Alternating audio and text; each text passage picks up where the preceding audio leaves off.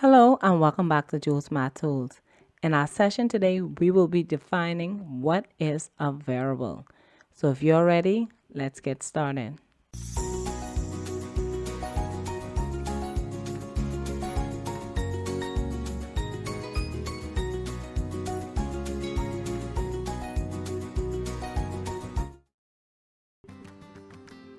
When looking at an equation, sometimes it can be difficult to identify the different parts of our equation.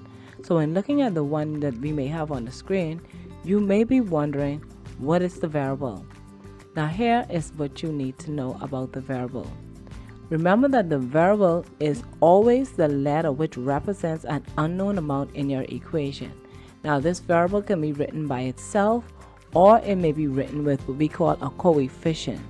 But either way, the variable is always that unknown letter. Okay, so let's look at an example of where we have a coefficient involved.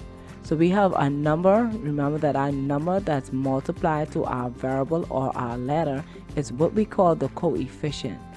But remember that regardless of how the expression may be written, remember that your variable is always the letter in your equation.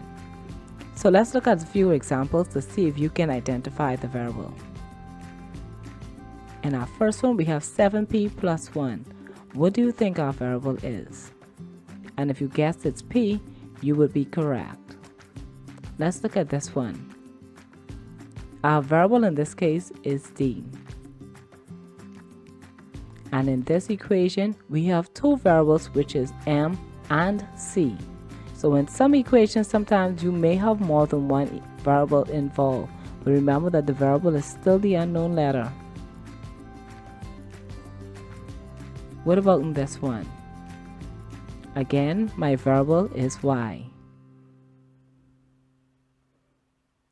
And in this one, our variable is h. And in this last one, if you guessed none, you would be correct because there is no variable or no letter involved in this term.